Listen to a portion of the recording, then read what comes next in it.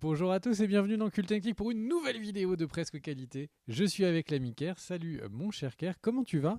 Tu vas nous parler de la série, de la nouvelle série sur Disney Plus qu'on appelle Andor.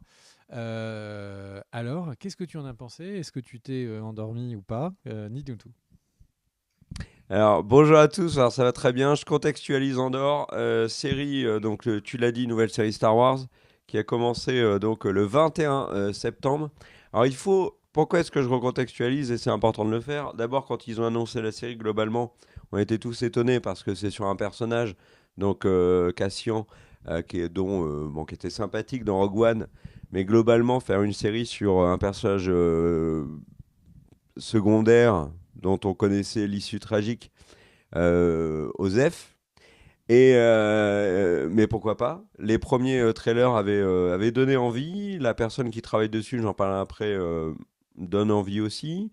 Bon, pas autant que Mandalorian avec Favreau et Filoni, mais peu importe. Et le truc, c'était que juste avant la sortie, ils ont annoncé, donc la série devait sortir en août, ils ont annoncé que finalement la série était repoussée de quelques semaines, mais que en bonus, comme c'était repoussé de quelques semaines, nous aurons les 3 premiers épisodes d'un coup. Et ces petits éléments, moi, je le trouve extrêmement important. Et je vais vous en parler dans mon avis. Juste pour vous parler de la personne que je cite, que j'ai cité avant, c'est Tony Gilroy, qui est un scénariste émérite à Hollywood, qui a écrit le scénar notamment de Rogue One, donc il est parfaitement dans son élément. C'est aussi celui qui est derrière les scénarios de Jason Bourne, d'Armageddon, de l'Associé du Diable. Il a fait d'autres trucs, hein, Jeu de pouvoir, Michael Clayton. Enfin, voilà, il a des scénarios intéressants. Il a aussi, une fois, dérapé avec son stylo et écrit un truc vraiment pas terrible qu'on appelle La Grande Muraille Armageddon. avec Matt Damon. Et il a bossé avant ça sur House of Cards. Donc c'est le big boss de Andorre. Série qui intriguait, il faut le dire, énormément. Si je prends de manière très rapide mon avis sur les 3 premiers épisodes, épisode 1, quand il s'est terminé, je me suis dit, mais enfin, qu'est-ce que c'est que ce machin? Je pense n'avoir jamais vu un pilote de série qui me donne si peu envie de regarder la suite, toutes séries confondues, y compris The CW et toutes les boosts qu'ont pu sortir les gros networks américains pour nous maintenir devant la télé et nous vendre de la pub, donc depuis plusieurs décennies. Deuxième épisode, je ne comprends pas. Troisième épisode, ça y est, je comprends. Et là, je me dis, waouh, c'était pas mal du tout, c'était même très bien. Donc en fait, je vais expliquer. Le premier épisode, le pilote, on se retrouve avec un personnage, Cassian, qu'on connaît mais qu'on n'aime pas plus que ça, qui sort d'une boîte et se bat avec deux mecs. Bon, ça tourne mal, les deux sont vraiment pas gentils, N'importe Cassian quel se vendredi défend, pour toi, du coup. et n'importe quoi. Et du coup, Cassian les tue alors qu'il était en train de chercher une personne énigmatique, en Un l'occurrence sa samedi sur sœur. deux. On a des scènes de flashback où on suit des jeunes qui parlent une langue qu'on ne connaît pas et c'est pas sous-titré. Donc en plus, tu te dis, oh, c'est génial. En plus, ils sont en train de parler de foot et de Ligue des Champions, c'est trop cool. Peut-être, on ne sait pas. Derrière, il y a Cassian qui va voir des gens sur sa planète, qui dit, bon alors, tu dis que je faisais ça, ah coucou, tu vas bien, et là, bam, générique. Mais enfin, deuxième épisode, on suit le même truc, etc., etc. Et le troisième épisode met enfin les choses sur les rails. Bien évidemment, il y a une conséquence au fait qu'il a tué les deux personnes. Les personnages secondaires qu'on a croisés dans l'épisode 1 et 2 prennent de l'importance, et surtout, comme on les a croisés d'une manière anodine dans les épisodes 1 et 2, eh ben, certains on s'y est attaché, notamment Bix, interprété par l'excellente Adria Arjona. Il y a la construction autour de sa mère, c'est très bien. Le robot, ça prend du sens. Les flashbacks commencent à prendre du sens. Stellan Skarsgård, j'ai massacré son nom, mais il m'en voudra pas, on est très potes. Il arrive et son arrivée est intéressante. L'épisode 3, vraiment, est une montée en puissance et explique l'épisode 1 et 2. Ce qui fait que, pour moi, c'est évident que si Andorre était sorti Au rythme d'un épisode par semaine, avec épisode 1, et juste l'épisode 1 tel qu'on l'a vu, la série se serait fait démonter en kit comme un meuble Ikea. Le deuxième épisode, tout le monde aurait dit non mais c'est la pire production Star Wars de l'histoire de l'humanité parce qu'on aura eu l'impression que la série n'avançait pas, ce qui était vrai. Sauf qu'en fait, l'épisode 1, 2 et 3, c'est un tout. On ne peut pas regarder l'épisode 1 et 2 sans avoir, à mon sens, l'épisode 3 qui vient conclure cette introduction. C'est une introduction en 3 épisodes. C'est pas grave. C'est honnêtement, une fois qu'on a vu les 3, ça n'est plus un problème. Mais si on les prend individuellement, là oui, c'est un problème. Donc, Disney a parfaitement eu raison de diffuser les 3 épisodes d'un coup, parce qu'on arrive avec une production Star Wars qui, honnêtement, est très intéressante à la fin de l'épisode 3. Moi, j'ai très envie de voir la suite et de voir ce qui se passe. Très envie. C'est un mot peut-être un peu exagéré, mais j'ai envie de voir l'épisode 4, alors qu'à la fin de l'épisode 1, j'avais juste envie de plus jamais entendre parler d'Andorre. Je me suis dit, mais il se paye notre tête. Comme on a un syndrome She-Hulk actuellement de Marvel qui raconte pas grand-chose, avec un personnage avec qui il pourrait raconter énormément de choses. Et là, je me dis, mais en fait, ils font la même chose avec Star Wars Empire, avec un personnage dont on se fout, qui est en train d'aller checker ses potes et alors il lui arrive deux, trois bricoles, mais globalement, il vit sa vie en plus. Rien de folichon. Rien de frappadingue, j'ai envie de dire, par rapport à l'univers Star Wars. Visuellement, l'épisode 1 et 2 sont propres, mais n'envoient aucune claque. Mais voilà, il y a cette trilogie d'épisodes qui a un sens, et Andorre en avait besoin. Donc, l'histoire de dire, bon, on décale la sortie, et on vous sort, parce qu'on est grands seigneurs, vous savez bien, on vous sort les 3 premiers d'un coup. Pour moi, c'est complètement pipeau. Je pense qu'ils se sont rendus compte que ça ne pouvait pas fonctionner autrement qu'en balançant les 3 premiers. Ils balancent les 3 premiers. Et j'ai envie de dire, au niveau artistique, ça ne me dérange absolument pas. Qu'ils l'assument, et même qu'ils ne l'assument pas, je m'en fous. Mais là, ça a du sens. Et ça m'a fait réfléchir à certaines séries qui pourraient décider, en cours de saison, de dire, bon, alors là, l'épisode 7, on a essayé de faire un truc intéressant qui fonctionne avec l'épisode 8. Tout seul, ça fonctionne pas. On vous sort donc le 7 et le 8 en même temps. Plutôt que de nous balancer l'épisode 7 qu'on va fracasser, puis après, la semaine d'après, on va avoir l'épisode 8 et on va être content. Ce qui arrive sur plein de séries. Tu viens d'inventer le Et voilà. principe du double épisode. Exactement. Mais là, voilà, ils ont fait cette trilogie d'épisodes. Et au final, moi, je suis content. Je trouve que Adria Arjona est très bien. Diego Luna, très bien. Mais on l'avait vu, pour ceux qui ont vu Narcos New Mexico, c'est un très bon acteur. Il y a un potentiel. Je trouve que sa mère, super, super actrice qu'on a vue dans Killing Eve. Et d'ailleurs, c'est elle qui jouera le rôle principal de la série, je sais pas si c'est un préquel, séquel, on s'en fout, enfin, une série dérivée de Killing Eve dont elle en sera l'héroïne. Voilà, il y a un truc dans cette série, je trouve même que son pote qui est juste le mec qui travaille à l'usine, c'est intéressant. Et là où je trouve très fort, c'est que toutes les scènes que je trouvais complètement enfin, qui à la fin du premier épisode et à la fin du deuxième épisode, quand j'y ai repensé, je me suis dit, mais en fait, ces scènes, mais rimaient à rien, genre le mec qui tape sur la cloche est sorti d'usine, etc. Et ben à la fin, la fin de l'épisode, quand l'épisode 3 est terminé, et ben toutes ces scènes-là prennent plus ou moins du sens, ou en tout cas plus ou moins de la qualité. Donc voilà, c'est pour moi une bonne et étonnante surprise que ce début d'Andorre. Et toi, mon cher Greg?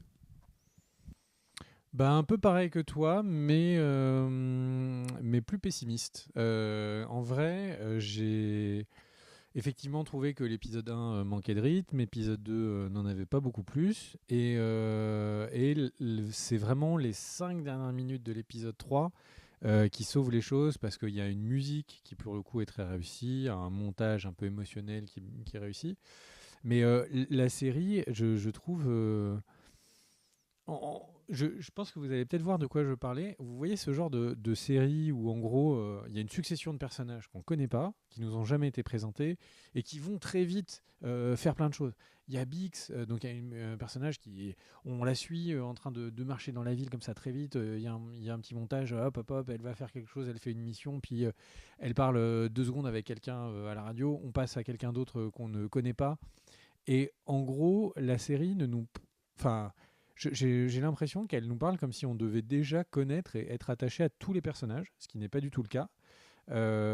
Et du coup, pour ce deuxième... Alors, le tout début du premier épisode, moi j'ai trouvé intriguant, mais je reviendrai dessus. Et en fait, on a une succession, une galerie de personnages.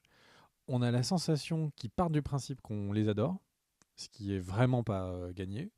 Ils partent du principe qu'on les connaît, qu'on est attaché, etc. Et en fait, c'est comme si l'histoire était essayait de nous dire que ce qu'on voyait, c'était très important.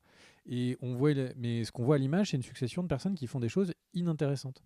Le fait de faire une communication radio entre quelqu'un qu'on connaît pas et quelqu'un qu'on connaît pas, même si on nous dit c'est la résistance, ok, mais en fait, à quel point ils pensent qu'on est des fous de Star Wars pour juste qu'il y ait 2 personnes qu'on connaît ni Nave ni Nadan qui sont juste en train de dire il faut venir à telle heure, tel endroit. Est-ce que c'est intéressant? Je sais pas.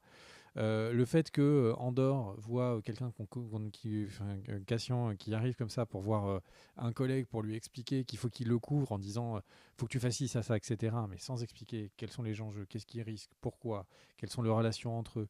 Rien n'est expliqué, jamais. Et c'est vraiment dommage. Et le truc, c'est que la série dit non, mais je prends du temps à t'expliquer le passé d'Andorre de Cassian. Bah, super, enfin, c'est le personnage principal. Si vous le faites pas, ce serait quand même très problématique. Et ce qu'on voit du passé d'Andorre, pour l'instant, est pas transcendantal. Et là où ça devrait être émotionnel, je trouve qu'il passe à côté. Il y a vraiment des scènes de séparation sur le passé de Cassian qui auraient dû être marquantes. Là, j'ai trouvé que ça complètement oubliable. Et du coup, la série, en fait,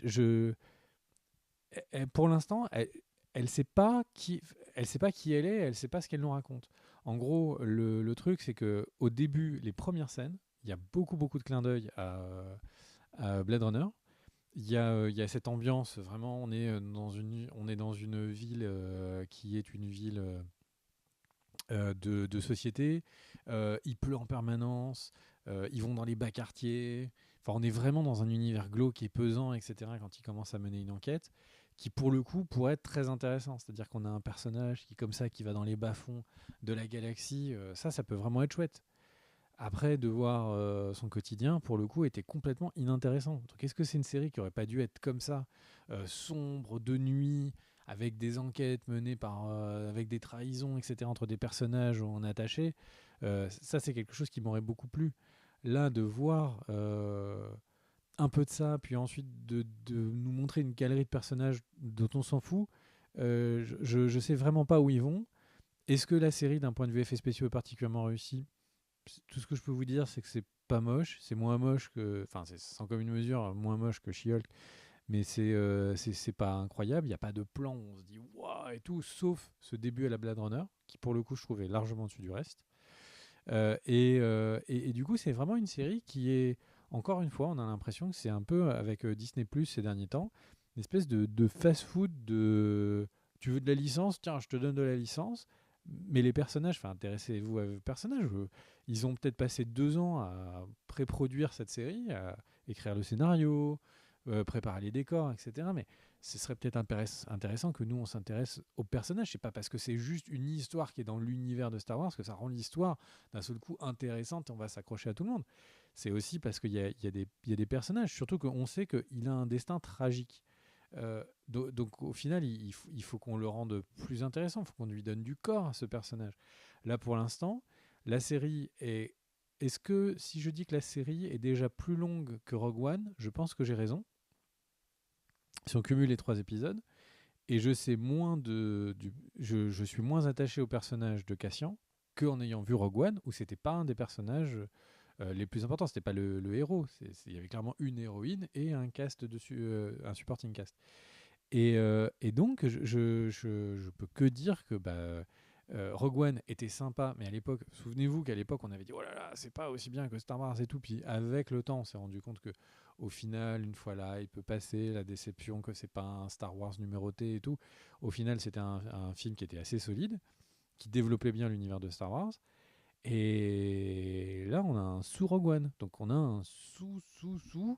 Ça commence à être un peu décevant. Donc, moi,